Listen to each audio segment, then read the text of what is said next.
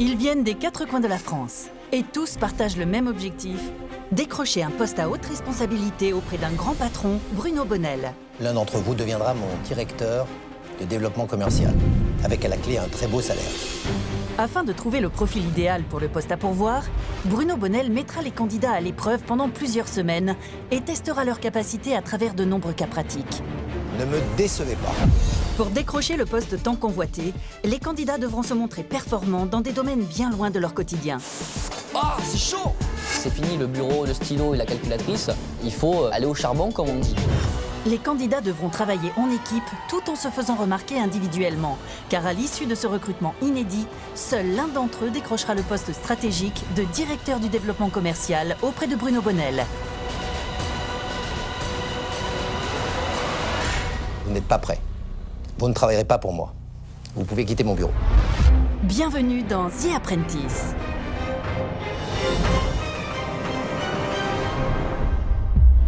Bruno Bonnel est un véritable pionnier. Visionnaire dès le début des années 80, il s'intéresse à la micro-informatique en commercialisant le premier ordinateur familial en France. En fondant la société Infony, il est le premier à proposer l'accès Internet aux foyers français. Il a également su s'imposer dans le secteur des jeux vidéo en fondant sa propre société Infogrames, dont le chiffre d'affaires frôle le milliard d'euros sous sa présidence. Une nouvelle réussite qui lui a permis de racheter Atari, un autre géant de l'industrie du jeu. Bruno Bonnel a également participé à la création d'une trentaine de sociétés, compte des collaborateurs dans le monde entier et siège au conseil d'administration de très grandes sociétés françaises du CAC 40. Je crois que les secrets d'une réussite d'un entrepreneur, c'est la persévérance, d'avoir une vision et aussi de tenir. Aujourd'hui, à la tête d'un véritable empire spécialisé dans la robotique, Bruno Bonnel s'apprête à lancer un robot qui révolutionnera le quotidien du grand public. Pour le commercialiser à l'échelle internationale, il recherche un directeur de développement commercial et c'est pour ce poste à responsabilité que les candidats sont en compétition. J'ai tenu absolument dans cette sélection à montrer que tout le monde avait sa chance. Il y a des diplômés, même d'écoles très prestigieuses. Il y a des autodidactes. Dans le monde d'aujourd'hui, ce n'est pas simplement la formation qui fera le job. C'est d'abord et avant tout le travail et l'effort. À eux de me prouver que je ne me suis pas trompé. S'ils ne voulaient pas de compétition, il ne fallait pas postuler. Ils ne sont pas au bon endroit.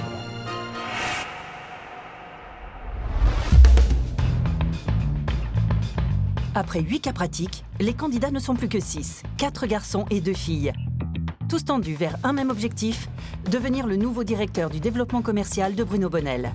Pour garder les prétendants sous pression, ce matin, il décide de les surprendre en débarquant aux aurores dans leur maison. Monsieur Bonnel. Bonjour. Je m'excuse, je suis pas en tenue. C'est normal, j'arrive en surprise. Je suis surpris de l'arrivée de Monsieur Bonnel à l'improviste. D'ailleurs, je suis en tenue vraiment décontractée. On le voit débarquer dans le salon, il est suivi par Nathalie et Salim. On dit mais qu'est-ce qu'ils vont nous faire? Je me dis c'est pas vrai qu'ils vont déjà nous mettre dans un cas pratique.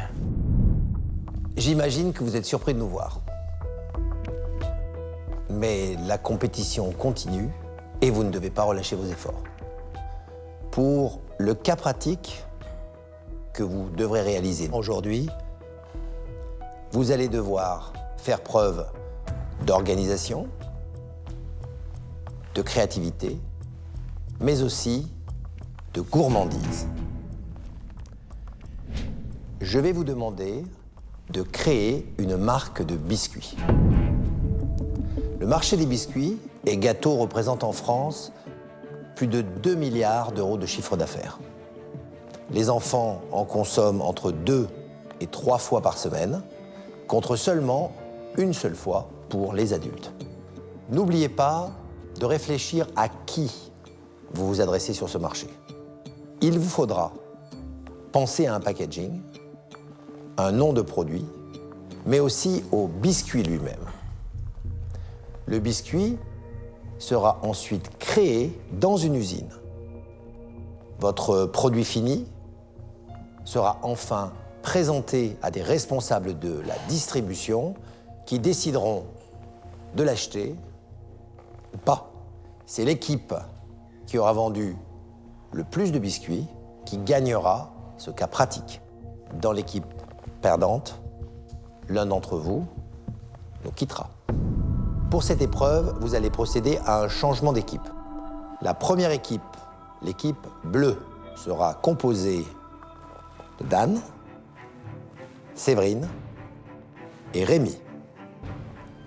De l'autre côté, dans l'équipe rouge, il y aura Caroline, Alexandre et Sébastien. Je vous donne rendez-vous demain à 17h dans mon bureau. Bon courage. Ce que j'aime dans ce cas pratique, c'est que vraiment là, on fait tout. Pour une fois, on ne se limite pas seulement au packaging, on ne se limite pas à des idées créatives. Non, le produit, on le fait. C'est-à-dire que c'est vraiment de la production jusqu'à la vente et au produit final de le placer en rayon. Pour ce nouveau cas pratique très exigeant, ce sont donc 2 toutes nouvelles équipes qui vont devoir s'affronter. Et Bruno Bonnel n'a pas composé les groupes au hasard. Alexandre, Caroline et Sébastien sont des experts du marketing, alors que Rémi, Séverine et Dan sont plutôt des spécialistes de la vente. Laquelle de ces 2 équipes vendra le plus de paquets de biscuits? Les candidats se mettent rapidement au travail. Avoir un bon produit est essentiel, mais savoir créer un univers autour de lui est encore plus important. J'attends des candidats qui créent un produit de A à Z. Le plus difficile sera de trouver une véritable identité et de l'originalité à ce produit tout en restant attractif pour un grand nombre de clients. Ce sera la clé du succès sur cette épreuve. Bruno Bonnel a pour objectif, lors de ce cas pratique, de voir si son futur directeur du développement commercial fait preuve d'organisation et de créativité. Mais les candidats devront aussi être capables de vendre un produit innovant et fabriqué de toutes pièces en seulement 24 heures. Première étape, nommer un chef d'équipe. Moi, je me propose en tant que leadership. Puis je vais vous montrer un petit peu ce que j'ai dans le coffre. Ça marche? Ça marche pour moi. Ok. Monsieur Bruno Bonnel, je pense qu'il a besoin de voir un vrai leader, un vrai manager. Un businessman doit toujours prendre des risques. Une personne qui ne prend jamais de risques n'est pas un bon businessman. À l'approche de la finale, être une seconde fois chef d'équipe est primordial pour Rémi. Dès le premier jour de la compétition, son absence de diplôme n'a jamais atténué sa volonté de s'imposer comme manager. Mes amis m'appellent lâcherien.com. Lâcherien.com. Voilà, donc du coup, je prétends pas être au-dessus de vous, mais je vais quand même essayer de vous titiller pour montrer que je suis bien là, quoi. Je suis là, quoi. En endossant le rôle de chef d'équipe pour ce cas pratique, Rémi veut montrer à Bruno Bonnel qu'il faut plus que jamais compter avec lui. Nous sommes dans la dernière ligne droite de la compétition. En choisissant d'être chef d'équipe, Rémi avait besoin de se mettre en danger. Attention toutefois à prendre les bonnes décisions, être dans la bonne stratégie pour ne pas risquer de disparaître après ce cas pratique. Si Rémi s'est rapidement imposé comme chef d'équipe des Bleus, chez ses adversaires du jour, Alexandre ne laisse aucune place au doute quant à sa volonté de diriger ses coéquipiers. Bon, par rapport au chef d'équipe, je voulais vous proposer d'être chef d'équipe, comme vous l'avez été récemment. Je suis tout à fait d'accord. Ok. Alexandre se propose chef d'équipe, je pense parce qu'au cours de son dernier cas pratique en tant que chef d'équipe, il a échoué. Donc je pense que peut-être qu'il veut se rattraper, peut-être qu'il veut prouver à M. Bonnel qu'il peut y arriver. Alexandre doit absolument relever ce défi, car la dernière fois qu'il a endossé ce rôle de chef d'équipe, il a essuyé de nombreuses critiques. Alexandre, vous aviez séparé les équipes et la personne qui n'était pas avec son équipe, c'était vous. Je pense que c'était une erreur à un moment très important. C'est la première fois que vous étiez chef d'équipe, c'est un échec. Avant de pouvoir définir un concept original pour leurs biscuits, les 2 équipes doivent en priorité analyser la concurrence grâce à plusieurs études de marché et de nombreux paquets de biscuits mis à leur disposition par Bruno Bonnel. Cœur fondant, non. Ah, tiens, là il y a un truc un peu moins sucré. Ben là, tu vois, regarde, ça, t'as ça aussi. Leur but, trouver un positionnement et un goût si possible inédit dans le commerce. Si ces objectifs sont atteints, les candidats auront de bien meilleures chances de séduire les distributeurs lors des rendez-vous commerciaux du lendemain. Moi, déjà, quand M. Bonnel a commencé à nous parler des biscuits et du fait que les biscuits peuvent nous rappeler notre enfance, il faut se positionner sur un biscuit pour enfants. Effectivement, il a insisté sur le fait que les enfants, j'ai retenu, juste, consomment 2 fois plus de biscuits que les adultes. 3 fois. Ouais. Ok. On peut faire du light, peut-être. Si c'est light, on peut cibler une clientèle light enfant, c'est justement ce qui est original, quoi. Parce que je suis pas sûr qu'il y ait des gâteaux light ciblés enfants.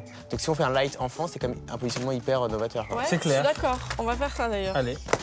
Le positionnement n'est pas si courant que ça. On s'occupe beaucoup des adultes et pas forcément beaucoup des enfants, avec des produits allégés. Et pour ça, c'est original et je pense qu'on répond vraiment aux attentes de M. Bonnel. En choisissant de se positionner sur le marché des biscuits allégés pour enfants, Alexandre et son équipe tentent de se démarquer d'une concurrence particulièrement féroce dans le secteur. L'équipe bleue, menée par Rémi, l'autodidacte, dont la longue expérience dans la restauration l'a rarement confrontée au monde du marketing, choisit, elle, de prendre la direction diamétralement opposée. Toucher les enfants, ça me semble hyper compliqué. Il y a déjà tellement de monde sur ce créneau-là. Hyper concurrentiel. Que arriver à se démarquer. Non, on est en frontal avec les enfants. Non, faut pas parce qu'il y a trop de concurrence. Ouais, ça me semble beaucoup. Non. Ouais. Donc, pour voir si vous avez bien compris, donc le positionnement c'est 25 ans et plus, ok, à redéfinir par la suite. Donc c'est vraiment notre cible aujourd'hui. Lorsqu'on lance un nouveau produit sur le marché, la première étape est de bien définir à qui on veut s'adresser, qui seront nos clients. Pour ce cas pratique, Rémi et son équipe partent sur une cible 25 ans et plus. Je ne suis pas certain que ce soit la meilleure option, car Bruno Bonnel a bien précisé aux candidats que les enfants mangeaient 2 à 3 fois plus de biscuits que les adultes. Attention, l'équipe ne doit pas oublier que pour remporter ce cas pratique, le but est de vendre un maximum de paquets de biscuits. Le pari me semble un peu risqué. On part sur un produit de qualité, Ouais, quelque chose de sain. vraiment accentué sur le côté français, Ça, le Made in France. Le goût reste à définir, enfin l'ingrédient. Ok. Ça, là, il faut qu'on fasse un gâteau en rapport avec une cible. Des biscuits haut de gamme, tu rentres vite dans ce qu'on a l'habitude de manger tout le temps, des biscuits avec du chocolat, enfin c'est toujours les mêmes. Tu sais quoi, on va faire une première sélection, sirop de banane verte. C'est à la mode, mais ça plaît pas à tout le monde. Arôme de réglisse, c'est risqué aussi. tu vois. Ouais, c'est pareil, je dirais non. Sirop de violette, Moi je suis pas fan. ok. Sirop de kiwi. Moi je suis pas fan non plus. Séverine, Rémi et Dan doivent rapidement trouver un goût pour leurs biscuits. C'est donc au chef d'équipe de trancher. Sur le goût, moi j'ai pensé une base de citron, parce que ça plaît bien, mélangé ou graines de pavot bleu ou gouttes de pistache. Ça vous va? Ouais, ça me paraît pas mal, hein. C'est des choses qui nous parlent, enfin à moins que vous ayez d'autres idées, mais... C'est bien, c'est bien. Non, mais moi, si on c'est part des sur un choses produit de qui qualité, me il parlent. faut... Moi, j'aime beaucoup les gâteaux au citron, j'aime beaucoup le citron en général, donc je suis complètement séduite. Je décide de partir sur la recette citron. Le goût citron, ça reste simple mais bon. Et je préfère les choses simples. Je dis toujours BSP, bon sens paysan. Je sais qu'en face, l'autre équipe, il y a 3 grands professionnels du marketing avec un chef d'équipe vraiment prétentieux. Nous, on n'a pas des hauts diplômes dans le marketing, mais on sait un petit peu ce qui se fait. Donc on va arriver à battre ce trio de marketeurs et gagner ce challenge. C'est grâce à un biscuit haut de gamme goût citron et vantant le savoir-faire français que Rémi et son équipe vont tenter de battre les redoutables spécialistes du marketing que sont Caroline, qui a lancé sa ligne de cosmétiques haut de gamme à Miami, Alexandre, dynamique entrepreneur bardé de diplômes, et Sébastien, un jeune directeur marketing très ambitieux. Première étape pour l'équipe rouge, déterminer quel sera le goût de leur biscuit. C'est difficile de faire un truc qui est bon et qui soit light, quoi. Pour moi, si on veut pas faire d'erreur, déjà qu'on a un positionnement un peu novateur, si on veut pas faire d'erreur, on met du chocolat, quoi. Non, mais je suis tout à fait d'accord. Si tu veux que ça marche à tous les coups, c'est chocolat. Hein. Je pense qu'ils ont choisi un positionnement extrêmement original. Il me semble qu'il existe peu de biscuits light pour enfants. En revanche, attention, est-ce qu'on peut faire un biscuit light pour enfants gourmand? Alors, je résume. Positionnement enfant light sans sucre ajouté. Pour l'instant, les seuls ingrédients qu'on conserve en dehors de la farine, du beurre, des œufs, du sucre, c'est le chocolat noir en pépites, ça c'est une certitude. Et après, je vais faire des tests demain avec banane, framboise et éventuellement noix de coco. Ok, ça marche. Allez, on remballe. Ok. Allez, cool! Je pense qu'on va gagner le cas pratique grâce à notre positionnement. Quelqu'un qui n'est pas bon en marketing ne peut pas être bon en vente. L'équipe adverse ne me fait pas du tout peur. Séverine, elle a beaucoup de qualités, mais clairement, elle a un gros défaut, c'est que l'innovation, la création, c'est pas forcément ses points forts, voire pas du tout. Quant à Dan, c'est un excellent commercial, mais je pense pas non plus que ce cas pratique lui corresponde. Et enfin, Rémi, j'ai encore aujourd'hui du mal à cerner vraiment s'il a des points forts. Les candidats ont à peine le temps de se changer qu'il leur faut déjà quitter la maison. Ils n'ont que 24 heures pour créer leur biscuit et tenter de le vendre à des distributeurs. Pour réussir ce cas pratique, les candidats devront respecter plusieurs étapes. Trouver un nom au biscuit, inventer son univers marketing, imaginer l'emballage du produit, le fameux packaging, puis créer la recette du biscuit et le fabriquer. Ils devront ensuite présenter leur biscuit à des distributeurs et tenter de les convaincre de le référencer dans leur rayon. Pour mener à bien toutes ces étapes en si peu de temps, les équipes doivent se partager les tâches. Alexandre et Caroline pour les rouges et Rémi et Séverine pour les bleus s'occuperont de la partie marketing, quand Sébastien et Dan seront en charge de la fabrication du biscuit de leurs équipes respectives. Sans attendre d'arriver chez l'imprimeur chargé de les aider à concevoir leur paquet, Rémi et Séverine sont déjà à la recherche d'un nom pour leur biscuit au citron. Pour le nom, là, il faudrait un mot, une une marque vraiment en deux syllabes, voire 3 syllabes maximum. Les mots qui reviennent, c'est sablé, côté sain, côté français, nature, qualité, premium. Moi, je te dis sablé fermier, j'aime bien. Après, le terroir, c'est sablé du terroir, ça veut rien dire. C'est difficile de trouver un nom qui a de l'impact. C'est pas facile. La position, c'est voilà, c'est vraiment un biscuit sain, quoi. Le sain sablé. Ça marche super bien, hein. C'est parfait. Et là, boum, j'ai une idée, le sain sablé. Voilà, quelque chose de sain. Et donc du coup, ça fait un petit peu penser au sain avec un T, mais moi on le met avec sans le T, donc ça fait le sain, donc c'est un petit peu un jeu de mots. Et là, je me dis, il y a quelque chose. Arrivés devant chez l'imprimeur, Rémi et Séverine retrouvent Salim, avec donc une très bonne nouvelle. On a trouvé le nom. D'accord. Voilà, donc on a trouvé le sain sablé. Le sain sablé, comment vous l'écrivez? S-A-I-N. Pas comme, enfin, ça, c'est le jeu de mots. Mais, Ok. voilà, le sain sablé. Et en dessous, on va mettre. Simple et bon. Simple et bon, selon nos traditions. Ça marche. Vous appelez Dan, là? Allez, ça marche. Ouais, Dan, c'est Rémi. Juste pour information, on a trouvé un nom. Donc ça s'appelait le sain sablé. Saint Sablé, S-A-I-N-T, hein. Non, S-A-I-N. Comme sain, c'est le jeu de mots, tu vois. C'est le sain sablé. Ah, pardon. Tu valides? Moi, j'aime bien. Donc, sans jeu de mots, je vais dire prenez soin de vous. Ouais, ça marche. Merci, Dan. Allez, à tout à l'heure. Vous êtes des saints. Salut. Rémi et Séverine n'ont que 2 heures pour fabriquer le packaging du sain sablé. Mais ils peuvent compter sur des professionnels de l'imprimerie pour les assister. Le sain sablé comme ça? Ou on met un T à sain? Non, c'est fait exprès, le sain. Ah, ok. En fait, c'est le jeu de mots. Ouais. Quelque chose de sain, mais sablé. Ah oui, c'est le jeu de mots, c'est important. Et ils ont choisi comme nom de produit le sain sablé, S-A-I-N, sans le T. Je ne suis pas sûr que ce jeu de mots convaincra les acteurs de la grande distribution. C'est un monde où compte avant tout l'efficacité, et si les acheteurs n'adhèrent pas au jeu de mots, l'équipe pourrait rater des ventes. J'aurais préféré qu'ils conservent le T à la fin de sain, pour qu'on n'imagine pas une faute d'orthographe à la fin du nom du produit. Chez les Rouges, il y a encore tout à créer lorsqu'Alexandre et Caroline retrouvent Dorothée, une graphiste professionnelle qui va les aider à créer le packaging de leurs biscuits pour enfants allégés en sucre. Mais si la priorité devrait être de trouver un nom, Alexandre, toujours très sûr de lui, en décide autrement. C'est vrai que pour les enfants, moi j'ai pensé à créer une mascotte. Oui. Vous pouvez dessiner une mascotte, il n'y a pas de souci. Vous êtes illustratrice. Oui, j'ai fait des illustrations pour les enfants. Ah, génial. Moi, je verrais bien un lapin, en fait. Lapin, ouais. Le lapin, moi, ça me plaît. Hein. Un lapin, c'est vrai que c'est assez doux, et puis ça peut être aussi assez amusant. Donc, je trouve le lapin super.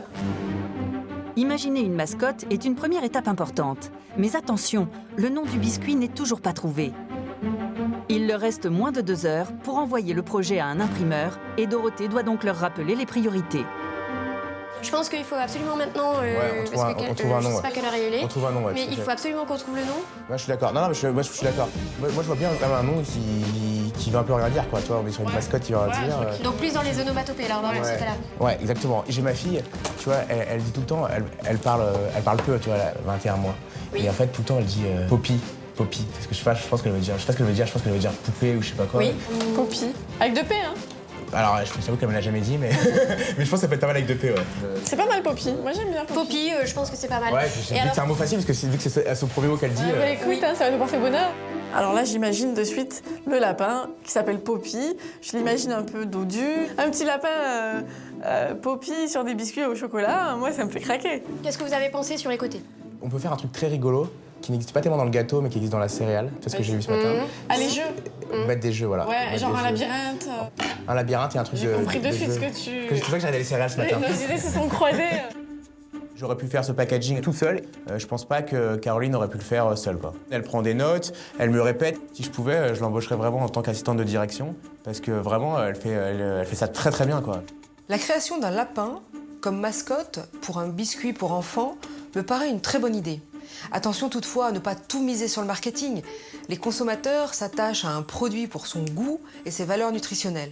Alexandre devrait également faire attention à ne pas être trop sûr de lui, à écouter un peu plus ses coéquipiers. Depuis le début de la compétition, Alexandre s'est vu plusieurs fois reprocher sa très haute opinion de lui-même. Une attitude qui pourrait se retourner contre lui. J'ai l'impression que tu as envie un petit peu d'avoir pas mal de responsabilités. Moi, j'ai pas besoin de titre pour en avoir. Super. Ça, c'est bon. Alors, pour ce qui me concerne, ma certitude, c'est que à ce niveau de la compétition, j'ai atteint un niveau de performance vraiment excellent. J'ai fait 2-3 coups de maître. Entre l'arrogance et l'insolence, la ligne est extrêmement fine. L'idée de la mascotte Poppy le lapin enfin trouvée, il faut maintenant à Alexandre et Caroline créer le design du paquet.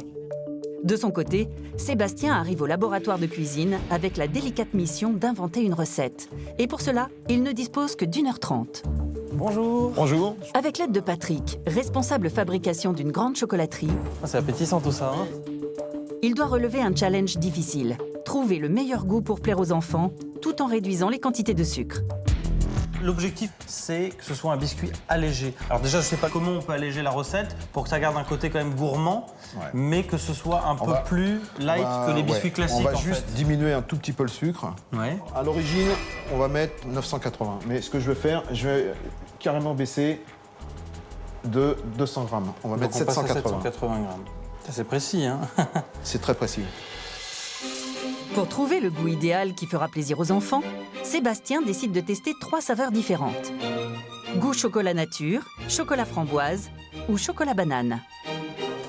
Alors aujourd'hui, nous allons apprendre la recette du sablé chocolat banane. Dan aussi est pressé par le temps. À peine arrivé dans une biscuiterie spécialisée, il s'équipe immédiatement pour entrer dans le laboratoire de cuisine. Donc elle se met comme ça, peu importe. Voilà. Comme ça. Parfait. Pas de cheveux dans les biscuits. Pas de cheveux dans les biscuits. Dan, commercial dans une entreprise de vente en ligne, n'a aucune prédisposition pour la pâtisserie. Assisté d'une équipe qui a créé sa propre marque de gâteaux, il va pourtant devoir imaginer 2 recettes originales, comme convenu avec ses coéquipiers. Un sablé citron aux graines de pavot et un autre à la pistache. Il devra ensuite déterminer lequel des 2 est le meilleur. Tu mets 437 exactement. 437. 435. Allez, 2 grammes. 437. On s'arrête là, bravo. C'est qui le patron? C'est toi. C'est moi. Je suis impressionné, je suis content aussi. Je me dis que je vais apprendre encore un autre métier sur une journée. Il y a un côté fun, mais aussi un côté fier de se dire qu'on crée un gâteau du début à la fin. On voit bien la graine de pavot. Hein. Tu vois, c'est beau, hein. C'est beau, hein. Tu pourrais l'utiliser ta recette ou pas? On verra. Pour en discuter? On va en discuter. Achète-moi des gâteaux sinon. Ok, ça marche. Si Dan prend très au sérieux son rôle de chef pâtissier, Voilà. Et là, on enfourne. de leur côté, Rémi et Séverine sont tout aussi appliqués. En choisissant une cible 30 ans et plus pour leur sablé, ils ont voulu se démarquer. Le format du paquet se doit donc d'être original, car pour attirer les clients sur un biscuit haut de gamme, le packaging doit sortir du lot. Qu'est-ce que t'en penses? C'est exactement comme ça que je le voyais, moi. Voilà, exactement. Pour moi, dans un rayon, je veux dire, il n'y en a pas beaucoup, des petits paquets comme ça. Et puis un adulte, comme tu dis, c'est vraiment, on mange pas C'est le beaucoup. 4 heures. Quoi. Voilà, c'est le 4 heures. Il n'y a pas beaucoup de concurrents dans des petits packaging comme ça. Là, pour le coup, c'est vraiment quelque chose, c'est ciblé pour les adultes. Voilà un peu notre stratégie. Très bien. Je pense qu'on va partir sur le petit. Voilà, je vais prendre Ouais. une décision, ça sera le petit Définitivement. format. Ouais. Si le format du paquet est enfin défini, il reste de nombreuses étapes avant de lancer la fabrication. Choix des couleurs, du logo, de la typographie. Et le temps presse, car tout doit être prêt d'ici ce soir. Nutrition. Ok, on voit ce qui se passe là. Et nos valeurs à droite. Nos valeurs ici et la carte de France là. Ok. Créer le packaging d'un biscuit est une mission délicate, car la moindre erreur pourrait fortement déplaire aux distributeurs et leur paquet de biscuits ne jamais se retrouver en rayon. Alexandre et Caroline sont de leur côté confrontés aux mêmes difficultés. Alors, ce qu'il faut déjà, c'est donc le logo, la mascotte, les gâteaux. Oui. Au verso, il nous faut un petit jeu.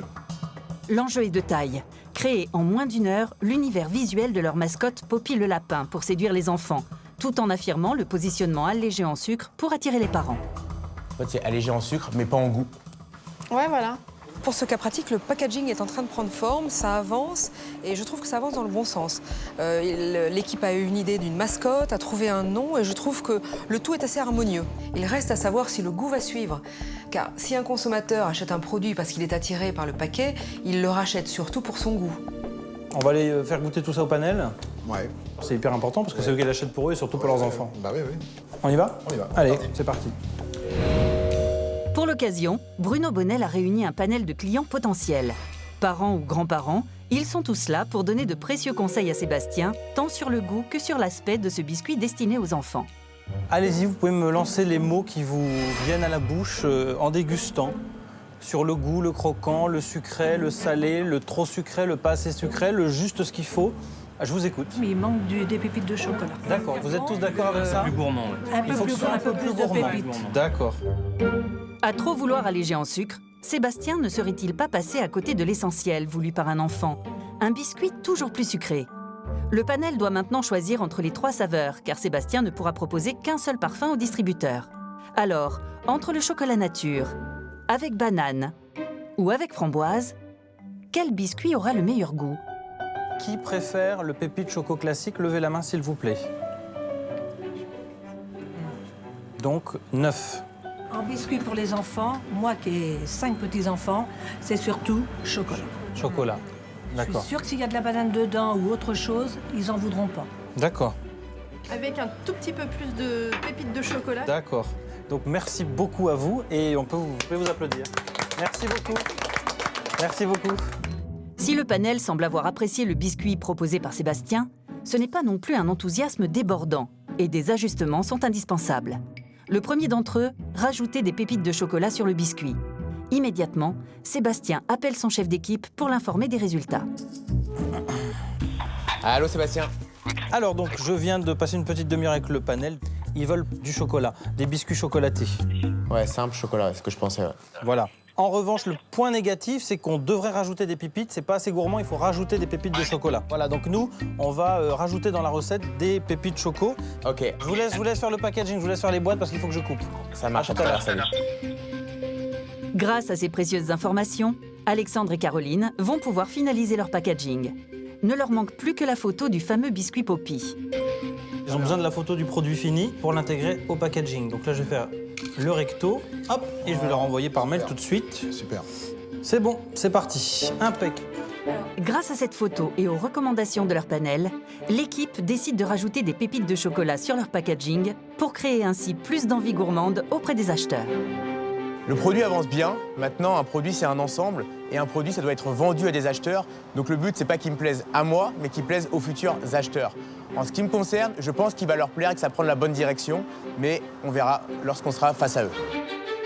C'est au tour de l'équipe bleue de profiter des suggestions d'un panel de consommateurs proches de leur cœur de cible. Préféreront-ils le sablé citron pavot ou le sablé citron pistache? Dan est impatient de connaître leur avis. Je vais faire passer, je vais commencer par madame. Donc celui-ci, pour commencer, ça va être le citron pistache. D'accord? Est-ce que la texture vous paraît déjà bien? Oui. Je trouve qu'on ne sent pas pas assez la pistache. Mais même moi, citron pistache, je sais pas si c'est 2 saveurs que j'aurais nécessairement associées. Donc là, citron, graines de pavot. Voilà, déjà on voit le pavot. Vous voyez le pavot? Donc là, par rapport à la pistache où on ne sait pas vraiment ce qu'il y a dans le biscuit, là on voit qu'il y a du pavot. Et en termes de goût, je voudrais savoir ce que ça vous évoque. Je trouve que ça se marie très très bien. Il est croquant, il est à la fois croquant et un petit peu... Enfin, oui, le fait, il fond en bouche. C'est très agréable. Il fond en bouche, parfait. Oui. Un petit côté dentant, sympa. D'accord. Vous, vos préférences? Monsieur, vous, ça reste citron? Citron pavot? Ouais. Madame? Alors voici, clairement. Je suis d'accord. Moi aussi citron, ouais. Comme ça, Vous, oui. d'accord. Comme ça. Vous aussi, c'est citron pavé? Ouais. Pavot, pardon. Citron pavot, ouais. Merci à vous. Merci. Au revoir. Bonne journée. Au revoir. Le panel est unanime. C'est un véritable succès remporté par le sablé citron pavot, le parfum qui emporte l'adhésion générale. Dan s'empresse de communiquer à son équipe les commentaires élogieux du panel de consommateurs à propos de sa recette originale. Oui, allô? Allô, Rémi? Comment c'est passé alors? Bah écoute, super, hein. Les gens étaient très satisfaits et unanimes. Donc au final, c'est citron pavot sur lequel on s'est arrêté et que tout le monde a préféré. Je reçois le coup de téléphone de Dan, il m'appelle pour le résultat du panel et là, il m'annonce le résultat. Effectivement, la graine de pavot a été choisie à 7 sur 7, quoi. Donc ça me donne confiance pour la suite et là je me dis waouh, je suis plutôt content. Ah, trop top. Voilà, donc on est plutôt bon. On est bon. Voilà. Donc on finalise ça Ouais. et après on part en impression. Le panel a beaucoup apprécié le goût citron graine de pavot. C'est une bonne nouvelle pour l'équipe, elle a réussi sa recette. Mais attention, un panel ne détient pas la vérité. Rien n'est jamais acquis dans le monde des affaires. Souvent, Les biscuits au positionnement trop original peuvent séduire un petit groupe mais déplaire au grand public. Est-ce que ça te va bien, hein, vite. C'est bien là? Ah, mais voilà, quand tu veux. Super. Nickel. Ouais, c'est bon. Bon, bah, je pense que c'est bien. Bah, merci, John. C'est bon? On Merci, imprime? John. Au top. Ouais, je pense qu'on est bon là. Dan envoie la photo du sablé. Séverine et Rémi peuvent alors lancer la fabrication du paquet. Ah, ça rigole pas. Hein? Ah, c'est ouf. C'est complètement dingue. Entourés de machines très perfectionnées, Rémi et Séverine suivent le processus avec des yeux émerveillés et un véritable enthousiasme pour ce produit qu'ils ont créé de toutes pièces en seulement quelques heures. Alors? C'est génial. Super, je suis super contente. Top, hein? Ouais, ça me plaît vraiment. Comme tous les cas qu'on a fait jusqu'à présent, on se dit toujours, mais on n'y arrivera pas. Puis en fin de compte, quand je vois le packaging sortir, on se sent un peu comme des parents qui ont accouché d'une idée. C'est très rigolo. C'est très, très rigolo. On est fiers. Bah, c'est bon alors. Je suis très contente. On envoie. Merci beaucoup. C'est cool. Eh ben, on va vous lancer toute la quantité, toute la production. Allez, On y va. Le packaging est terminé. Je trouve ça plutôt qualitatif. Maintenant, en choisissant une cible 25 ans et plus, on se ferme automatiquement des portes. Je suis pas sûr que ce soit une très bonne idée. Quand on crée un biscuit, on a la cible la plus large possible. Tout le monde en mange. Les enfants, les adolescents et les parents. J'espère simplement que ça ne sera pas le cœur de leur discours auprès des acheteurs potentiels. Une fois la fabrication du paquet lancée, les deux équipes doivent passer à la deuxième étape de leur journée marathon. Si les rouges ont parié sur un positionnement marketing fort grâce à Poppy le lapin, les bleus ont tout misé sur le goût et le haut de gamme. Rémi et Séverine d'un côté et Alexandre et Caroline de l'autre rentrent à la maison préparer les deux rendez-vous du lendemain avec des acheteurs de la grande distribution. On a pas mal de boulot, hein. On va voir les arguments de vente déjà. Alexandre et Caroline se mettent tout de suite au travail pour préparer leur stratégie. L'objectif est simple, réussir à vendre le maximum de boîtes de biscuits Poppy, et pour cela, Caroline a une idée qui pourrait bien faire la différence. Je pensais arriver avec peut-être un costume de lapin. Et en fait, j'ai fait une animation, tu leur montres que non seulement ils achètent les paquets, mais que nous, derrière, on va faire des animations de supermarché. Quand je propose l'idée de costume à Alexandre, il me regarde et je pense que l'idée le percute. C'est vrai que forcément, c'est une idée qui peut paraître un petit peu surprenante. Je veux pas la brimer, et sachant qu'elle n'a pas eu non plus énormément d'idées qu'on puisse mettre en place dans la journée. Donc, du coup, tu vas arriver déguisé en Poppy, quoi. Pourquoi pas? C'est une idée. Hein? C'est pas mal? En fait, j'ai du mal à imaginer un rendez-vous sérieux d'affaires déguisé en lapin, quoi. Tu vas y réfléchir? Non, mais je suis content que tu aies une idée. Et c'est une bonne idée. Enfin, c'est une bonne idée. C'est quelque chose de très original. Et disons que tu te démarques de l'autre équipe, quoi. Et c'est vrai que les mascottes, ça les rend dingues, les enfants. Bon, ok, Caroline. On y va pour la mascotte? C'est parti. Allez, d'accord. Finalement, j'ai enfin un chef d'équipe qui me laisse être moi-même. Je me dis, ah, voilà quelqu'un qui m'écoute. C'est une grande victoire pour Caroline, car depuis le début de la compétition, nombre de ses idées étaient soit écartées, soit tout bonnement ignorées. Et du coup, ce soir, on fait quel thème? Alors, j'ai une petite idée à ce sujet. Ouais. Et pardon. Caroline, pourquoi n'avez-vous pas réussi à vous faire écouter? Moi, j'ai l'habitude de travailler dans une équipe où tout le monde s'écoute. Et là, vraiment, je dis des choses et ça passe au travers. Vous semblez avoir été mise à l'écart par le reste de l'équipe. Immédiatement, Caroline décide de passer commande d'un costume de lapin. Pendant ce temps, en cuisine, la journée est encore longue pour Dan et Sébastien.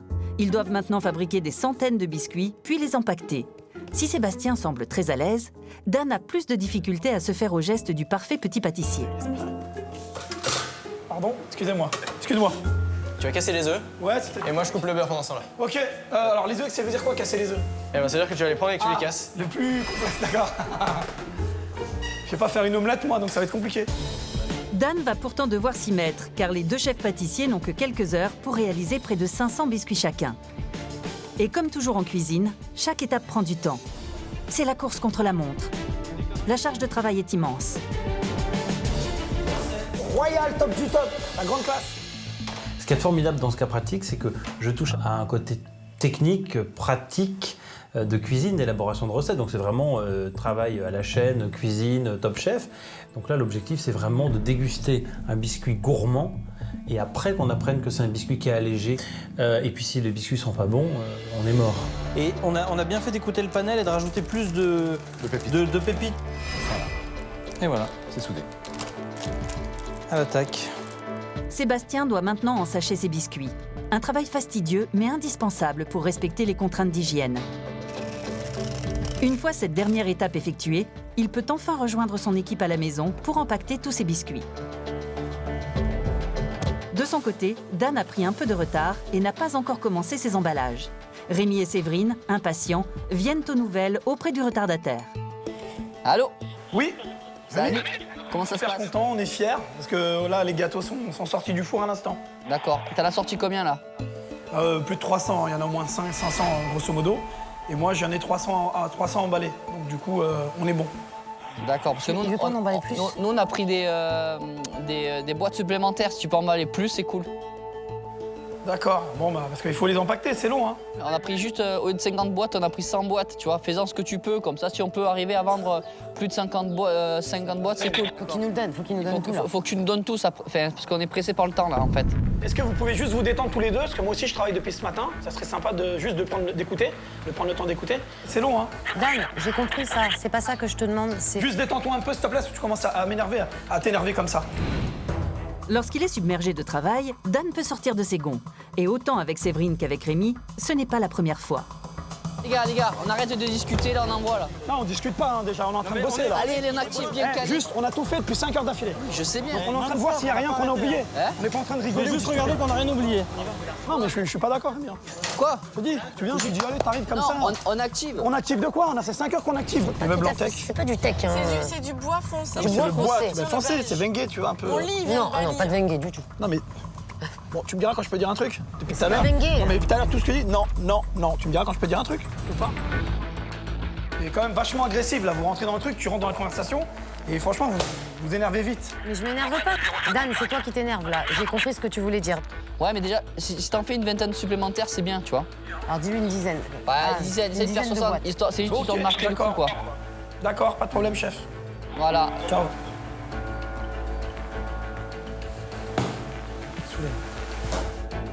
J'ai du mal à la tête, là. Ah, moi aussi, il me fout. C'est tout seul. Mais oui, mais il est en train de faire les biscuits, alors forcément, ça doit être chiant. Il semble y avoir de l'électricité dans l'air entre Dan et ses coéquipiers. Ils ont intérêt à vite se reprendre. Laisser transparaître la moindre tension lors des rendez-vous avec les acheteurs risquerait de leur porter préjudice. Dans les rendez-vous d'affaires, les représentants d'une même entreprise doivent toujours parler d'une même voix. Ils doivent, avant tout, dégager confiance en eux et en leurs produits. C'est bon? C'est parti.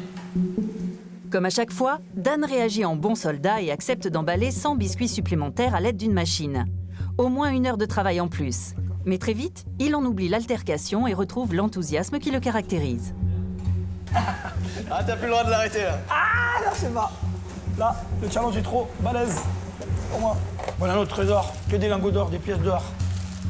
Des pièces d'or de la fortune. Dan a enfin réussi à emballer 500 biscuits par sachet de 2. Il peut maintenant rejoindre son équipe pour empaqueter tous les sablés dans la boîte imaginée par ses coéquipiers.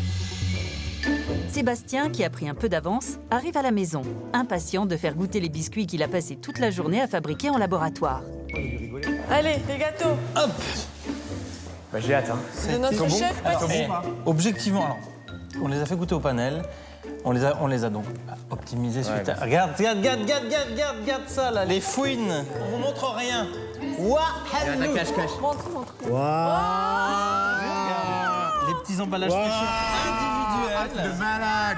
Eh, franchement, j'ai jamais vu des gâteaux aussi beaux que Les de ma vie. emballages fraîcheurs Oh là là. Bravo. Goûte. C'est au tour d'Alexandre de faire découvrir à Sébastien le packaging créé dans la journée. Pour la première fois, toutes les idées imaginées par l'équipe se matérialisent devant ses yeux. Messieurs, dames. C'est beau, hein? Ah, vous avez fait des jeux. Eh oui! À toi de jouer. Ça te plaît? Oh la vache. C'est juste exceptionnel. Ils ont fait un travail de fou. Ça appelle les enfants. Voilà, quand ils passent dans les rayons, il y a le petit lapin qui dit « Mange-moi, mange-moi !» Non mais c'est vrai, c'est vraiment génial. Tu veux le rencontrer, Poppy? Tu veux le voir? Ouais. Poppy? Ouais. Il va venir. Il arrive, Poppy. Vous avez pris un lapin, vous avez acheté un petit lapin. Allez, on va lui montrer Poppy. Tu veux que je l'envoie? Elle va nous le faire, elle va... Qu'est-ce que c'est, vas-y. J'ai un costume. Arrête. Mais c'est une très bonne idée. Au bout d'un moment, on va arriver avec Poppy. Ça paie. C'est géant. Cerise sur le gâteau, Caroline m'informe qu'elle a loué un costume de lapin pour demain aller chez les distributeurs et qu'on puisse la faire intervenir en tant que Poppy pendant la présentation. Je trouve que c'est une idée hyper originale. Je suis aux anges. L'idée de Caroline est une très bonne idée. Un costume de lapin pour accompagner des animations commerciales, c'est très malin. Dans un monde aussi concurrentiel que celui des biscuits, se démarquer est essentiel. Les acheteurs sont souvent demandeurs d'idées originales pour animer le magasin et booster les ventes. Et c'est une petite leçon pour Alexandre. Il va comprendre qu'il n'a pas toujours le monopole des bonnes idées. L'équipe doit maintenant empaqueter la totalité de leurs 500 biscuits Poppy. Au même moment, après sa très longue journée, Dan arrive enfin à la maison avec ses seins sablés sous le bras. Séverine et Rémi sont, eux, confortablement installés pour attendre tranquillement leur coéquipier. Ah! Oh, oh, oh, il est là. Il est défrossé. Mais bon, je suis content, je suis content du résultat. Cool. Ça, sablé. Je suis fier de toi. On était Bon, plus ça va que quand même demandé, j'avais fait 500. Ça va? Ça va, Bonne journée. Les tensions entre Dan et ses coéquipiers sont déjà oubliées. Tous sont impatients de goûter ensemble ce fameux biscuit qui a enthousiasmé le panel. Super bon. C'est la bombe. Ouais. Alors? C'est bon, hein? C'est bon, hein? Ah ouais. Tout le monde a kiffé. Et là, je goûte nos gâteaux et là, waouh, incroyable. On est super contents, on est fiers. Ils sont super bons, les gâteaux de Dan. Il a bien travaillé. Comme pour leurs adversaires, impossible de penser à se reposer tant que leurs seins sablés ne seront pas tous bien empaquetés dans leur petite boîte. Alors attention. Hey, oh, t'es lent là. Et voici. Oh. Yes. C'est pas Top fait. du top. Pas mal ou pas? Ça te plaît? Mais grave, mais attendez, c'est incroyable là. On dirait qu'on a.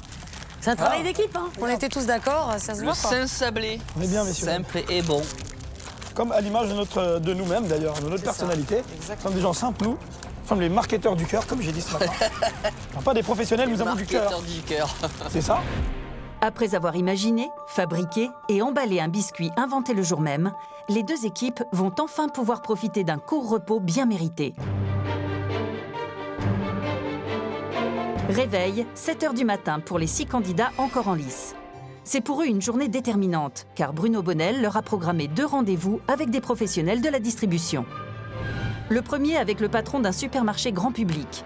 Le second avec le gérant d'un magasin spécialisé en produits bio et naturels. L'équipe qui réussira à vendre le plus de paquets de biscuits remportera ce cas pratique. Si tous peaufinent leur argumentaire de vente, Caroline est très impatiente, car ce matin, un lapin est attendu à la maison. Ou plutôt, un costume de lapin, qui fera peut-être la différence lors de leur présentation. Poppy. Ah. Alors attends, je veux voir la tête déjà. Donc ça, c'est le corps. Vas-y, mets ta tête. Si tu rentres dedans. Voilà. Attends. Ils sont où tes yeux là? Ils sont derrière ses cheveux. Donc quand t'arrives en sautillant, en faisant comme une mascotte. Bon bah Caro, ton heure de gloire est arrivée, je crois. Le fait que je sois grande et blonde et que je rentre dans un costume de lapin, c'est un peu une autodérision, mais je trouve que savoir rire de soi-même, c'est important. Maintenant que la stratégie de vente est bien en place grâce au costume de Poppy le lapin, il reste à l'équipe à définir un prix pour son paquet de biscuits. Dernière partie, l'argent. Nous, on est parti sur du 2,16 €. Et surtout par rapport, nous, au coût de fabrication, au coût de revient, on est très bien. Voilà. Après avoir étudié le marché et les prix pratiqués par la concurrence, hier, lors de la première réunion stratégique, l'équipe a fixé un prix public de 2,16 € pour son paquet de 15 biscuits Poppy. Super. Bon bah, c'est parti, hein. Allez. Les deux équipes sont fin prêtes à affronter les acheteurs, chacune consciente de ses forces et faiblesses. Si l'équipe rouge pense plutôt séduire la grande distribution grâce à Poppy le lapin, l'équipe bleue, elle, mise beaucoup sur le magasin haut de gamme. Mais Rémi et ses coéquipiers n'ont toujours pas fixé le prix de leur sein sablé, et cela devient urgent à quelques minutes du premier rendez-vous. Concernant le montage financier, on en est où là sur la stratégie? On va partir sur un prix de vente conseillé, donc pour le client à 1,50 €. C'est quand même bien. Hein. Oh, je confirme, tranquille. Les deux équipes ont maintenant arrêté leur prix de vente. L'équipe bleue proposera un tarif d'1,50 € pour un paquet de 6 sablés haut de gamme. L'équipe rouge, un prix de 2,16 € pour un paquet de 15 biscuits allégés destinés aux enfants.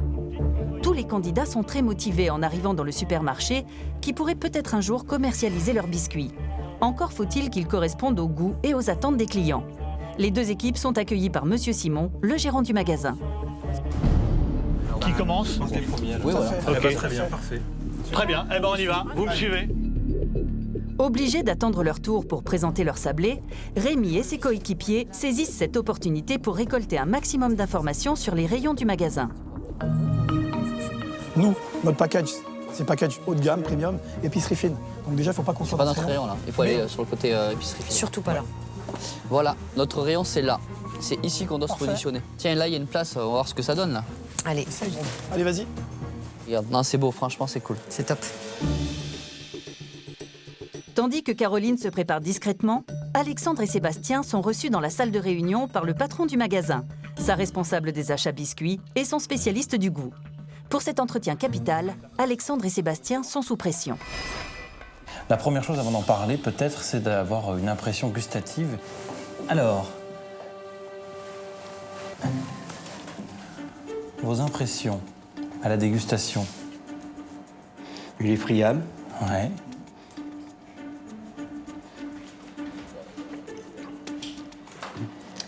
Bon. Hein. Non, ouais.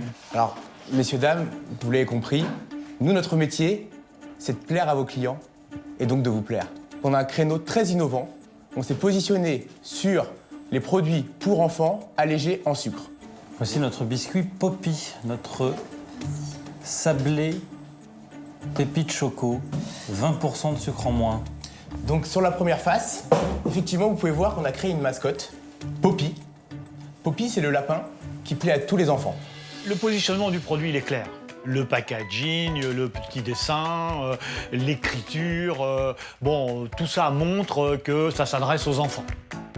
Si le patron du supermarché comprend bien le positionnement marketing proposé par l'équipe, Alexandre s'apprête à jouer la carte qui, tous l'espèrent, leur permettra de mettre toutes les chances de leur côté. L'arrivée de la mascotte Poppy le lapin. Mais Caroline semble avoir quelques soucis.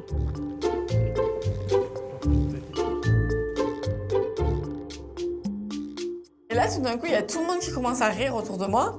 Et là, je me dis, il y a un problème. Je sais pas, peut-être il est trop large, peut-être il y a une tache, peut-être il y a un truc qui va pas, quoi. Et je regarde droit en bas, et là, je me dis, oh là là! Bah ouais, je l'avais mis à l'envers, et du coup, j'avais la petite queue devant.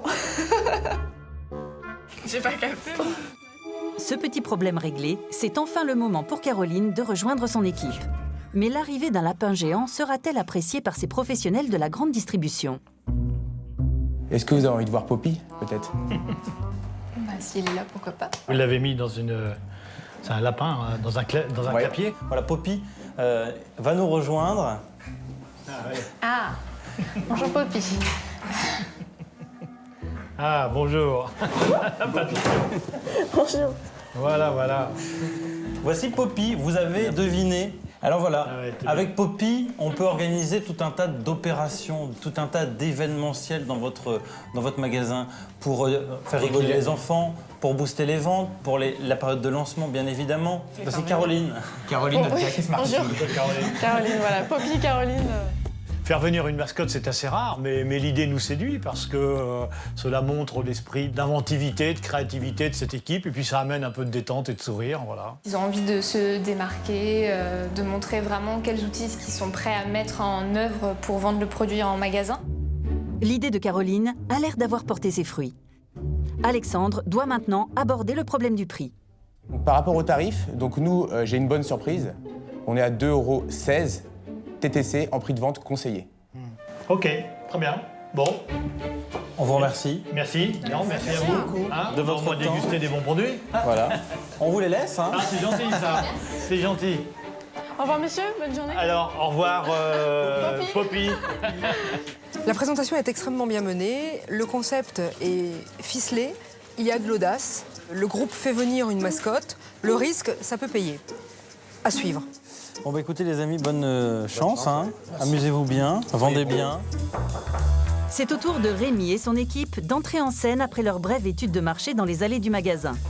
Leur biscuit haut de gamme séduira-t-il la grande distribution dont l'objectif principal est de faire un volume de vente maximum? Notre produit, il s'appelle le Saint Sablé, comme vous pouvez le constater. C'est à base de citron et de graines de pavot. Comme indique son nom, c'est un produit sain, de qualité. Et c'est pour ça qu'on vient vous le proposer aujourd'hui. Voilà. Ce qui est important pour nous aussi, c'est de faire un gâteau qui est bon, qui a du goût. Alors on va goûter. Il est croquant. On sent bien le citron. Cette deuxième équipe a clairement souhaité se différencier avec un produit beaucoup plus haut de gamme. En termes de goût, on sent parfaitement les ingrédients qui le composent. En tant que consommateur, quels sont... quand on vous demande ce produit-là, en tant que consommateur, qu'est-ce que vous vous dites? Le discours de la deuxième équipe est marqué par un état de stress clair. Un discours qui peut être confus. C'est sûr que c'est un handicap pour cette deuxième équipe. Donc, je vais laisser la parole à Séverine qui va vous exposer notre produit. Donc, de quoi tu veux parler sur ce produit-là? C'est sur les... Donc on est vraiment sur la cible 30-45. Pour nous, en tout cas, on se verrait beaucoup plus en épicerie fine pour démarrer ensemble. On part sur un produit atypique quand même, tout est nouveau. Le format qu'il présente est un format original. C'est malin. Je ne suis pas sûr que ce soit adapté au type de commerce et aux clients que nous avons. Est-ce que c'est pas ça qui est intéressant? Parce que je suis persuadée que le produit va fonctionner, sachant que le conditionnement n'existe pas et le goût non plus. Je trouve Dan et Rémi un petit peu effacés. Rémi, le chef d'équipe, me semble un peu perdu pendant ce rendez-vous. Mais c'est compréhensible, c'est très éloigné du monde de la restauration qui est le sien. Je suis par contre très déçu par Dan, réputé pour être un commercial hors pair. Heureusement que Séverine a vraiment colmaté les brèches, puisqu'elle avait réponse à tout lorsque les acheteurs posaient des questions gênantes. Donc vous m'avez parlé de la qualité, vous m'avez pas parlé de prix. Je vais vous en parler. On y vient. Donc si tu peux voir... On sera à 1,50 € TTC en prix de vente conseillé aux clients. Ok. L'équipe a donc finalement réussi à faire passer son message. Un positionnement haut de gamme pour le Saint Sablé. Mais les acheteurs de la grande distribution seront-ils séduits par ce biscuit plutôt destiné aux adultes? Ils auraient peut-être dû se positionner sur un produit moins haut de gamme et chercher peut-être à toucher un public beaucoup plus large. Encore une fois, ne pas sortir de l'objectif du cas pratique, à savoir vendre un maximum de biscuits. Maintenant, il y a un deuxième rendez-vous, on va bien voir ce qui va se passer. Merci de votre accueil, au revoir. Le premier rendez-vous des deux équipes terminé, Monsieur Simon remplit un bon de commande pour chaque équipe, dans lequel figurent ou pas des promesses d'achat. Ces bons de commande remis à Salim et Nathalie ne seront dévoilés qu'au conseil en présence de Bruno Bonnel. Il est temps pour les deux équipes de rejoindre leur second rendez-vous, un magasin spécialisé en produits traditionnels. Séverine, qui a longtemps travaillé dans l'agroalimentaire, a immédiatement identifié les faiblesses de son produit, peut-être trop élitiste pour la grande distribution. Moi, je suis pas confiante. Moi, je suis pas confiante, je sais pas. Moi, je suis comme toi. Non, je suis pas confiante du tout. Je sais qu'en face, ils sont redoutables, ils ont fait quelque chose de bien, c'est vrai du marketing. On doit se remettre en question et essayer de faire mieux qu'au premier rendez-vous. Rien n'est acquis, absolument rien n'est acquis. Après, en revanche, là où on va tout de suite, on a vraiment nos chances par rapport à eux. À nous d'être bons, parce que là, en termes de positionnement, je pense que ça va être plus compliqué pour eux. Je pense que le produit de l'équipe adverse est certainement plus adapté au magasin qu'on va aller voir maintenant en deuxième. Tu es prête à faire le lapin une deuxième fois? Je suis prête à faire le lapin. Poppy, le lapin plein d'énergie. Poppy, le lapin des biscuits. Pour ce second entretien, Bruno Bonnel a réservé aux deux équipes un rendez-vous dans un magasin unique en son genre. Un espace de plus de 500 mètres carrés qui a pour vocation de respecter la nature et qui commercialise des aliments bio et traditionnels. Donc chez nous, on travaille que des produits français, sans colorants, sans conservateurs. On essaie de travailler vraiment sur des méthodes les plus traditionnelles possibles, avec une notion de bon, de sain, de juste. L'univers du magasin est très proche du positionnement du biscuit proposé par l'équipe de Rémi. Ils sont donc impatients de démarrer leur rendez-vous et présenter leur Saint Sablé. Alors notre produit, c'est le Saint Sablé. On se rapproche vraiment de vos valeurs, donc c'est pour ça qu'on a à cœur aussi. Vous êtes un petit peu notre vitrine. Ce qu'on voulait, nous, c'était aussi que les gens se rappellent un peu des gâteaux d'antan, avec des produits de qualité, notamment en citron, graines de pavot, qui rappellent la nature. Qu'est-ce que vous en pensez vous-même? En termes de texture, on est très bien, on est effectivement très croustillant. Et le pavot est bien présent. En tout cas, en termes de cuisson et en termes de croustillant, on est sur quelque chose de très bien. Première chose qu'il nous dit, c'est qu'il aime les produits sains. On est complètement dans sa cible, donc on est très content. On sait que notre produit sera mieux à cet endroit-là et c'est sa maison. Moi, je vais ensuite, du coup, vous parler un petit peu de prix. Donc, on est parti sur des prix de vente de 1,50 € au paquet, donc. Le prix est tout à fait honnête. Par rapport à la concurrence et par rapport à ce qui se fait aujourd'hui, on est sur des prix de vente qui sont tout à fait dans la plaque. On a tenu vraiment à avoir un prix accessible. C'était quelque chose de très important pour nous. Après, on prend un soin particulier à sélectionner les producteurs avec lesquels on travaille. Donc, des ingrédients français, des producteurs sélectionnés, exclusivement français. Très bien. Qu'est-ce que vous en pensez? J'ai plein de points positifs. J'ai un biscuit qui est sur des bases traditionnelles, avec des produits français. La petite carte de France qu'on a sur le côté qui est très sympa. Votre slogan, simple et bon, selon nos traditions, c'est génial. Enfin, en tout cas pour moi, chez moi, vous êtes la cible, vous êtes en plein dedans. C'est un produit qui peut avoir un bel avenir. Merci à vous. Je vais vous laisser quand même le bon de commande. Très bien. Quelque chose d'important. Première équipe, elle a eu à cœur pendant tout l'entretien de parler de son produit. Ils en étaient fiers, ils étaient vraiment satisfaits de ce qu'ils avaient fait. On a parlé de goût, on a parlé de saveur, on a parlé d'un côté sain, d'un côté juste. Et c'était quelque chose qui m'a vraiment plu dans cet entretien. Je pense qu'ils ont tiré des leçons du premier rendez-vous. Le discours de l'équipe est un petit peu plus fluide. Malheureusement, je ne sais pas si c'est l'endroit idéal pour y faire des quantités. Le discours de Rémi et ses coéquipiers semble donc avoir été plus efficace lors de ce second rendez-vous. Les Rouges, en revanche, ayant bien remarqué que ce lieu était plus attaché aux valeurs simples et traditionnelles, doivent adapter leur stratégie. Alexandre, le chef d'équipe, abandonne ses réflexes marketing pour réfléchir en pur commercial et prend immédiatement une décision. J'ai discuté avec l'accueil. Ils font pas du tout le genre d'animation qu'on avait prévu de faire. Ouais, c'est pas le style, ouais. Ils ont aucun biscuit pour enfants. Voilà. Donc le lapin, c'est pas possible. Non, on ne sera pas la lapine là. Non. Ça, c'est deuxième rendez-vous. Abandonner l'idée de se déguiser en lapin est un excellent choix. En effet, Caroline aurait eu l'air un peu ridicule. Le lieu ne se prête pas du tout à ce genre d'animation, qui en revanche est très intéressante dans un supermarché. Ah, les voilà. Alors, comment ça s'est passé? Nickel, très très gentil. Très bien. Une personne vraiment... gentil, mais est-ce qu'il achète? Je sais pas, mais... Ouais. C'est super marrant.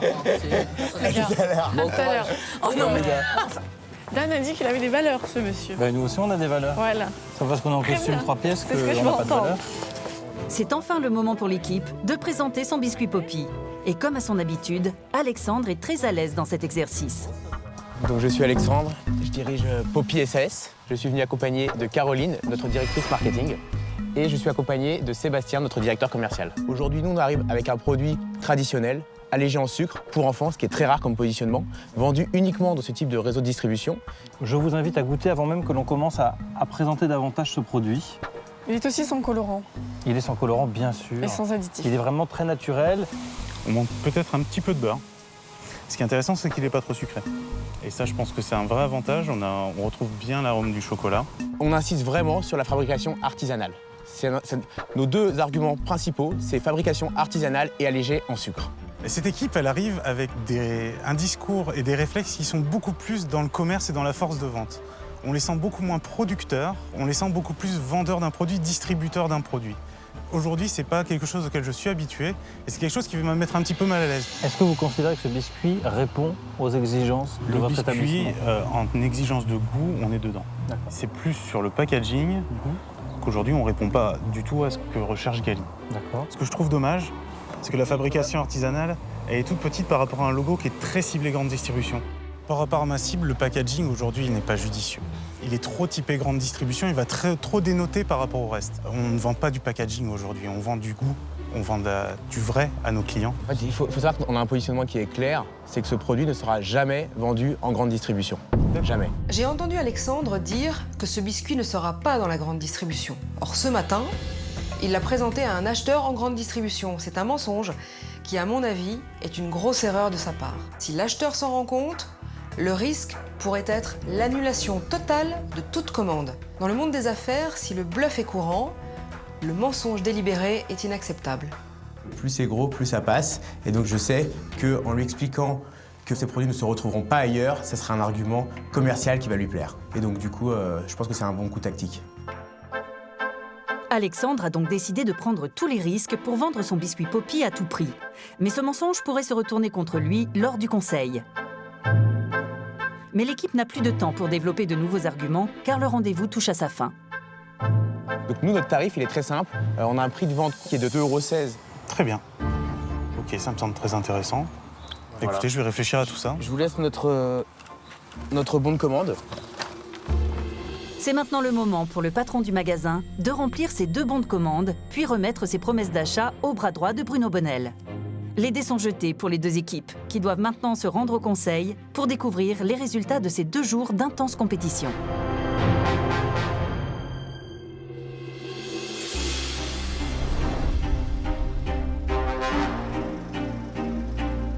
À quelle équipe, entre les bleus de Rémi et les rouges d'Alexandre, les distributeurs ont-ils passé le plus de commandes?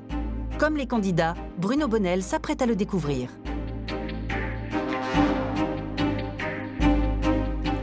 Bonjour. Votre cas pratique était de créer un biscuit et de le vendre à des distributeurs. Caroline, qui était votre chef d'équipe? Alexandre. Qu'est-ce que vous pouvez me dire sur Alexandre en chef d'équipe aujourd'hui? Alors, je me suis régalée de travailler avec Alexandre. Il m'a vraiment laissé prendre des initiatives et pour ça, j'ai envie de le remercier. Donc, depuis le début, Alexandre se vend comme un bon manager, vous confirmez? Oui. Sébastien, est-ce que vous êtes d'accord avec Caroline? Alexandre est quelqu'un qui mène très bien sa barque. Il l'a su le montrer depuis le début. Moi, je tiens à le remercier particulièrement. Ça a été un cas pratique très intéressant. Je le remercie de sa confiance. Il m'a envoyé tout seul à l'usine pour la fabrication, la recette, le panel. Et j'ai vécu une journée très agréable, en confiance. J'ai l'impression qu'Alexandre a mis un peu d'eau dans son vin, moins autoritaire qu'à l'accoutumée. Vous confirmez? Oui, effectivement. Sur ces 2 jours de cas pratique, il n'y a eu aucun nuage. Et vous, Alexandre, en tant que chef d'équipe, la même osmose, la même énergie dans l'équipe que vos coéquipiers? Oui, enfin, mon objectif principal, c'est pas forcément que mes collaborateurs m'apprécient en tant qu'homme, mais en tant que manager. Et mon but, c'est le résultat. Et j'essaie de mettre l'attitude qu'il faut pour y arriver. Donc en l'occurrence, là, ça s'est très bien passé, tant mieux. Alors, quel était le concept de votre produit, Alexandre? On s'est placé sur un positionnement innovant, qui est finalement des biscuits pour enfants allégés en sucre. Donc, Sébastien, vous vous êtes rendu à l'usine? Absolument. La recette est la vôtre? Oui. Vous avez eu cette idée? C'est-à-dire que l'idée, on l'a eu ensemble. On partait déjà sur un sablé pépite choco. Après, on avait déterminé des prototypes, sablé pépite choco nature, avec banane et framboise, que nous avons fait ensuite déguster au panel. Et ça nous a permis d'établir une recette définitive. En augmentant un petit peu la dose de chocolat, nous sommes partis sur le sablé pépite choco nature. Voilà, c'était celui qui était le plus pertinent, qui répondait le plus à la demande du marché. Donc, le rôle de Sébastien était clair. Quel était le vôtre, Caroline? Alors en fait, j'ai travaillé avec Alexandre sur le packaging et aussi sur l'animation de la présentation aujourd'hui. J'ai entendu parler effectivement d'une animation originale. Alors en fait, comme le biscuit s'adresse aux enfants et qu'il y a un lapin qui s'appelle Poppy sur le packaging, j'ai trouvé que c'était bien de présenter aux acheteurs en fait un système d'animation. C'est-à-dire qu'ils n'achètent pas seulement les biscuits, mais on leur fournit aussi du marketing pour qu'ils puissent le vendre. Donc vous avez amené des lapins dans le magasin? Je me suis déguisée en lapin. Voilà, Poppy va nous rejoindre. Ah oui. Ah, bonjour Poppy. Ah, bonjour. Attention. Vous êtes déguisé en lapin. Voilà. Et c'était votre idée? Oui, c'était mon idée, oui. Bon, on verra si ça a été efficace. Vous pouvez m'apporter, s'il vous plaît, le packaging, votre produit? Je vous ai raté en lapin. Ah oui. Je trouve votre packaging très bien réalisé. Néanmoins, vous m'avez parlé d'une fabrication artisanale. J'ai plutôt un sentiment d'un produit plus standard. Donc là, vous avez fait un choix un petit peu de gommer ce côté artisanal? Alors, déjà, c'est indiqué sur la face principale. Oui, je l'ai vu, mais je trouve que je parle en termes d'aspect général. Ouais, en fait, ce qu'il faut, c'est pas perdre le consommateur. Le message, il est clair. C'est les premiers gâteaux pour enfants allégés en sucre. Voilà. Et vous trouvez que ce message-là a été bien reçu par les distributeurs? Ah oui, tout à fait. Ils nous ont vraiment confirmé que c'était quelque chose de très innovant. Et donc forcément, c'est dans la tendance. On le voit dans la boisson. Il y a beaucoup de boissons très sucrées qui, pour les enfants, font des boissons plus allégées en sucre. Dans les gâteaux, ça n'existait pas, donc je pense que ça a été très bien reçu par les distributeurs. Très bien.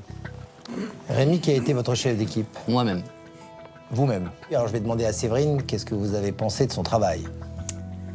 Moi, j'ai travaillé avec Rémi hier sur le packaging. J'ai apprécié le fait qu'il me laisse beaucoup de place. Il a su être à l'écoute à chaque fois que j'avais quelque chose à dire, sachant que j'ai eu des choses à dire.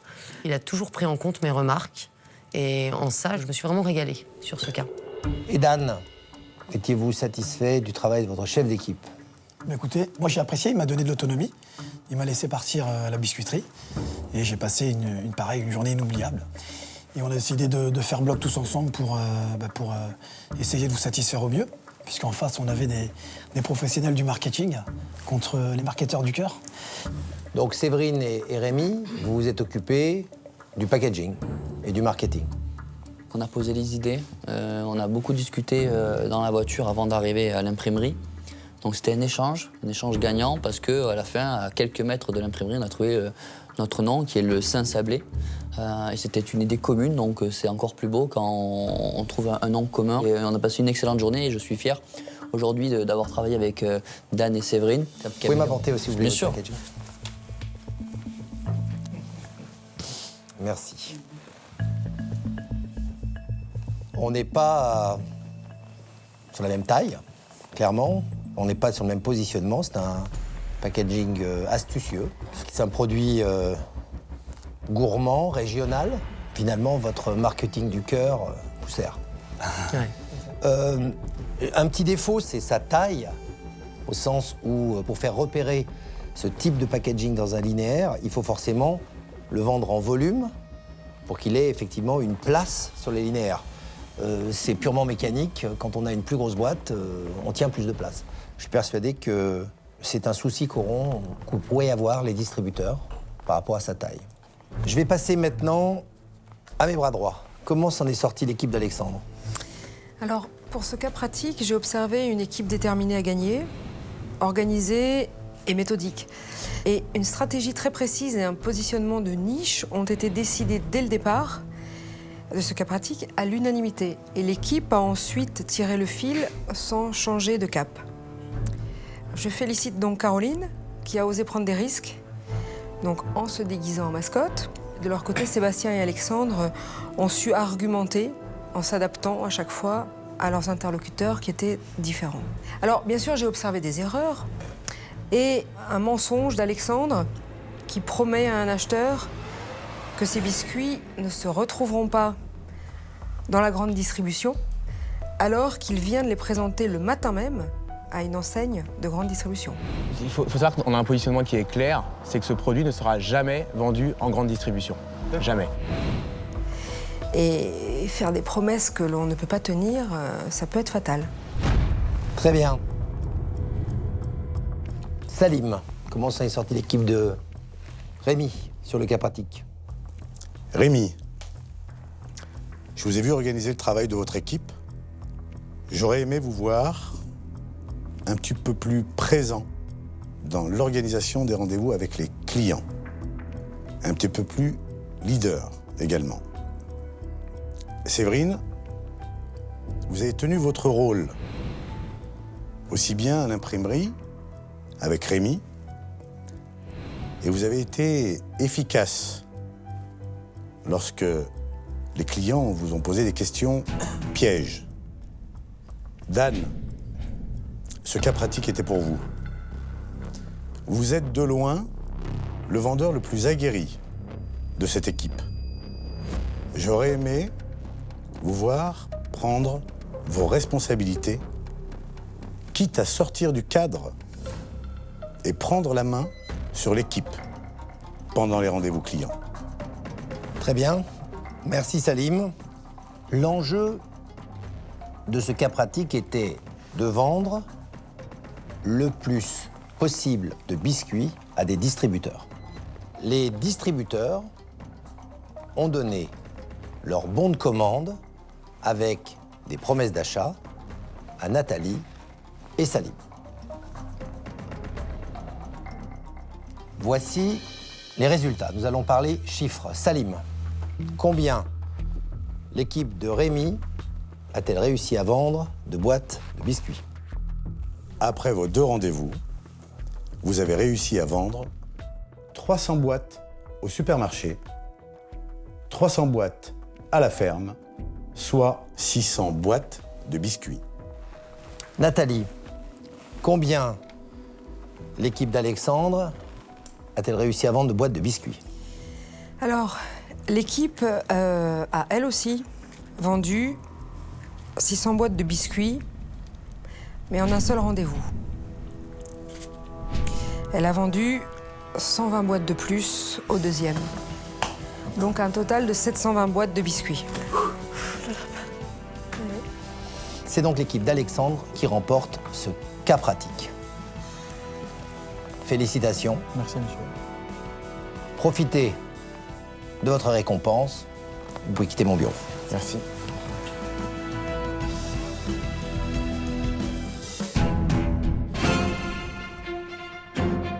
Alexandre, Caroline et Sébastien vont pouvoir continuer l'aventure. Et pour les féliciter de cette victoire, Bruno Bonnel leur a réservé une surprise en rentrant à la maison. Un cours d'African Dance avec le célèbre chorégraphe West Gomez. Allez, juste les jambes là. Fléchis les jambes. Voilà, tu vois? C'est pas carré, tu vois? Allez, vas-y, regarde. Ça fait du bien de décompresser. C'est vraiment une super surprise que M. Bonnel nous a offert parce que ça fait 9 cas pratiques et c'est la première fois qu'on peut enfin se défouler. Donc c'est une super surprise et un super cadeau.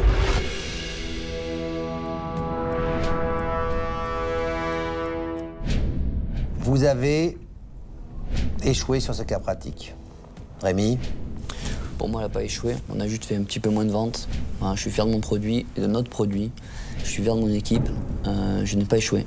Vous ne pouvez pas vous réfugier derrière le sentiment d'avoir justement tout fait et que les circonstances sont contre vous. Je vous demande d'analyser votre échec. Séverine. Moi, je crois toujours en ce positionnement. Après, comme vous l'avez aussi signalé tout à l'heure, on savait que dans la grande distribution, ce serait difficile pour nous. On se doutait bien que ce serait plus compliqué de vendre un produit conditionné comme celui-ci. Peut-être était-ce une erreur stratégique de choisir ce packaging, mais il est vrai qu'on y croyait. Et après, peut-être pendant nos rendez-vous, peut-être qu'on n'a pas été assez percutant. Si on l'avait été peut-être plus, on aurait sans doute mieux vendu, même en gardant ce packaging-là. Dan, est-ce que la remarque de Salim sur votre place de vendeur est, à votre avis, une des raisons de cet échec? C'est vrai que moi j'aime vendre, mais c'est vrai que j'ai aussi un chef et j'ai voulu aussi respecter sa façon de nous répartir.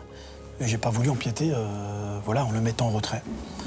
Donc moi j'ai été, c'est pas que j'ai été suiveur, mais j'estime que quand je suis manager, je demande qu'on m'écoute.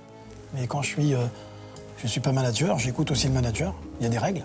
Pourtant, c'était le moment ou jamais. C'était là. C'était là, tout à fait. Rémi? Non, la raison de l'échec, peut-être, c'est qu'on aurait pu aussi être un peu plus percutant lors des 2 rendez-vous. Je pense que c'est une des raisons où voilà, on n'avait pas peut-être assez les dents longues. Donc d'un côté, vous étiez fier de votre produit, et en même temps, vous n'avez pas tout donné pour lui. On aurait dû être plus percutant, et j'en prends mon entière responsabilité. Très bien, je vous ai entendus tous les 3. Je vais maintenant délibérer avec mon bras droit. Vous pouvez quitter mon bureau. Pour l'aider à faire son choix, Bruno Bonnel peut compter sur les observations de Salim Azouzi, son bras droit, qui a suivi l'équipe dirigée par Rémi lors de ce cas pratique.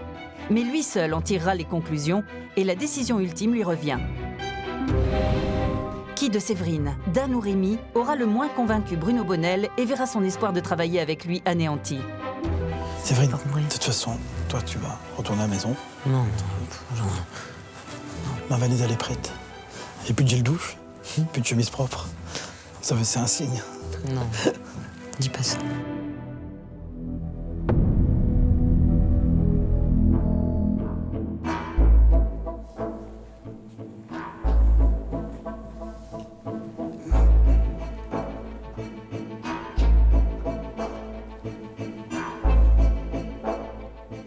J'ai J'ai en face de moi 3 personnes qui ont commis des erreurs stratégiques, mais qui ont surtout commis une erreur stratégique,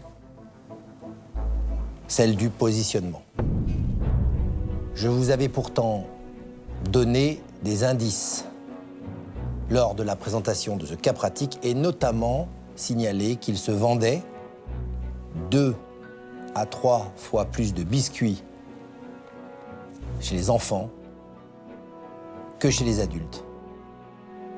Quand la règle est de vendre le plus possible de biscuits, on ne se réfugie pas dans une niche de marché. Dan, aujourd'hui, pour ce cas pratique, vos qualités de vendeur n'ont pas été très performantes. Séverine, vous êtes la seule spécialiste du marketing de votre équipe et vous avez fait une erreur majeure de positionnement. Je dois en tenir compte. Oui.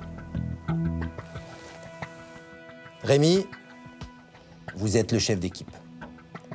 Et à ce niveau de la compétition, le chef d'équipe porte une responsabilité très importante dans l'échec de son équipe. C'est évidemment, pour moi, une décision très difficile à prendre.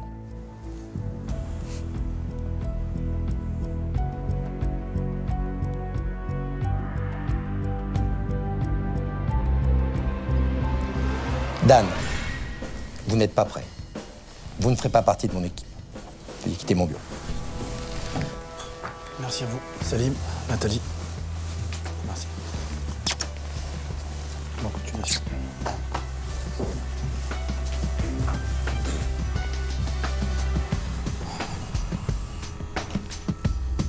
Séverine, Rémi, vous êtes convoqués pour la 2e fois. Je ne veux pas que, à l'avenir, vous vous retrouviez à la convocation. Veuillez quitter mon bureau. Merci.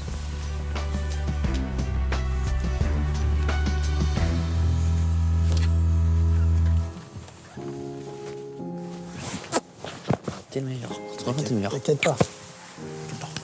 Tiens, t'as grandi toi aussi. Hein? T'inquiète pas, arrête, s'il te plaît, pas ça. Pas pour ma sortie, s'il te plaît. Sois contente, ok? On fera tout ça. On se revoit. Ok? Un peu, mec. Arrête, putain. Toi, t'es le mec qui a plus de diplôme, comme moi. D'accord? T'es mon représentant maintenant. Depuis le début de la compétition, Dan m'a prouvé sa grande motivation. Mais ça ne suffit pas. Pour devenir directeur du développement commercial, il faut faire preuve d'initiative et montrer son leadership. Mais je sais qu'il va vite progresser. C'est un excellent vendeur, mais pas encore un bon leader. Ce que je retiens de cette aventure, c'est qu'au final, on peut quand même aller loin, même si on n'a pas de grand diplôme. C'est pas le diplôme qui fait l'homme, c'est l'homme qui se fait lui-même. Et bon, je suis un peu déçu d'avoir échoué. Ils ont dû faire un choix, c'est moi qu'ils ont choisi. Bon, voilà, c'est comme ça. Les candidats ne sont plus que 5. 3 garçons et 2 filles. Et le processus de recrutement continue. Restez avec nous. Dans quelques secondes... En fait, je suis entrepreneur et je lance un petit nouveau business. Est-ce que vous êtes célibataire? Oui. Est-ce que vous êtes célibataire? Oui. Est-ce que vous êtes célibataire? Pas marié. Ok, marié, très bien.